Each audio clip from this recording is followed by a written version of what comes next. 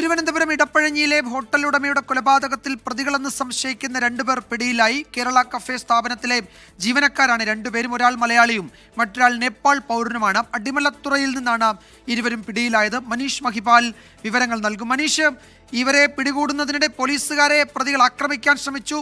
ചെറിയ തോതിൽ പോലീസുകാർക്ക് പരിക്കേൽക്കുകയും ചെയ്തു, അല്ലേ?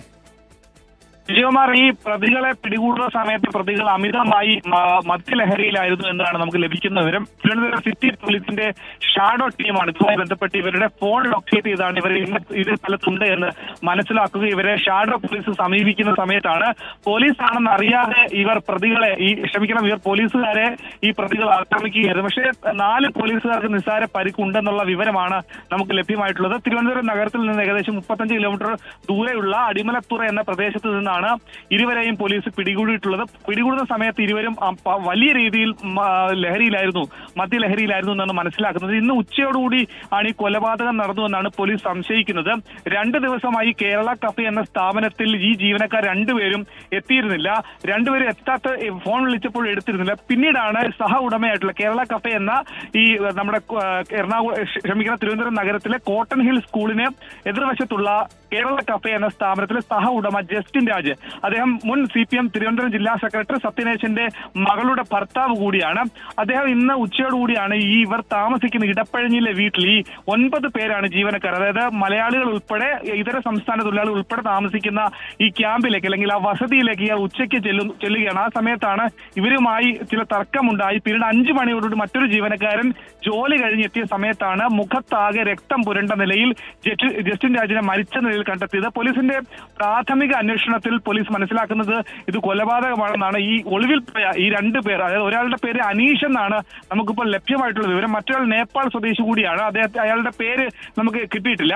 അങ്ങനെ ഈ 2 പേർ ഇവിടെ ഒളിവിൽ പോയി. അങ്ങനെ 2 പേരുമായി ബന്ധപ്പെട്ട് മൊബൈൽ ഫോണുമായി കേന്ദ്രീകരിച്ച് നടത്തിയ അന്വേഷണത്തിലാണ് ഇവരെ അടിമലത്തുറയിലുണ്ടെന്ന് മനസ്സിലാക്കുക. അവിടെ ലൊക്കേറ്റ് ചെയ്ത് ഇവരെ തിരുവനന്തപുരം സിറ്റി പോലീസിന്റെ ഷാഡോ ടീം ഇവരെ പിടികൂടിയിട്ടുള്ളത്.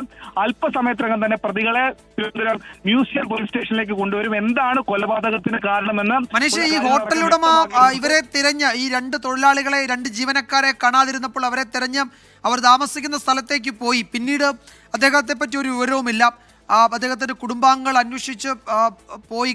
ആ സമയത്താണ് ഈ മരിച്ച നിലയിൽ കണ്ടെത്തി. അപ്പോൾ കൊലപാതകത്തിന് പിന്നിൽ ഈ 2 പേർ തന്നെയാണ് എന്ന് ഏറെക്കുറെ ഇപ്പോൾ ഈ സാഹചര്യ തെളിവുകൾ വെച്ച് പോലീസ് ഉറപ്പിക്കുന്നുണ്ടെന്ന് തോന്നുന്നു, അല്ലേ? അതെ വിജയകുമാർ, അതായത് ഒരു ആസൂത്രിതമായ കൊലപാതകമാണെന്ന് പോലീസിന്റെ വിലയിരുത്തലില്ല. കാരണം ഈ 2 ദിവസമായി ജീവനക്കാർ എത്താത്തതിനെ ചോദ്യം ചെയ്തുകൊണ്ട് ഉടമ ഇവർ താമസിക്കുന്ന വീട്ടിലേക്ക് എത്തുന്നു. ആ സമയത്ത് ഇവർ 2 പേരും മാത്രമാണുള്ളത്. 2 ദിവസമായി ഇവർ പൂർണ്ണ സമയവും മദ്യപാനം തന്നെയായിരുന്നു എന്നാണ് നിലവിൽ ഈ അയൽക്കാരടക്കമുള്ള ആളുകൾ പറയുന്നത്. അങ്ങനെ ഇവിടെ എത്തി ഇവർ എന്തുകൊണ്ട് ജോലിക്ക് എത്തുന്നില്ല എന്ന കാര്യത്തെ സംബന്ധിച്ചുള്ള ചോദ്യങ്ങൾ അല്ലെങ്കിൽ അത് സംബന്ധിച്ചുള്ള തർക്കമാണ് ഈ കൊലപാതകത്തിലേക്ക് നയിച്ചതെന്നാണ് പോലീസ് മനസ്സിലാക്കുന്നത്. പക്ഷേ ഇവരെ ചോദ്യം ചെയ്താൽ മാത്രമേ എങ്ങനെ കൊലപ്പെടുത്തി എന്നതടക്കമുള്ള കാര്യങ്ങൾ വ്യക്തമാവുകയുള്ളൂ. നിലവിൽ ശരീരത്തിൽ എവിടെയും വലിയ പാടുകളോ അല്ലെങ്കിൽ മുറിവോ കുത്തോ തുടങ്ങിയിട്ടുള്ള കാര്യങ്ങൾ ഇല്ലെന്നാണ് ഇൻക്വസ്റ്റിൽ നിന്ന് പോലീസിന് മനസ്സിലാകുന്നത്.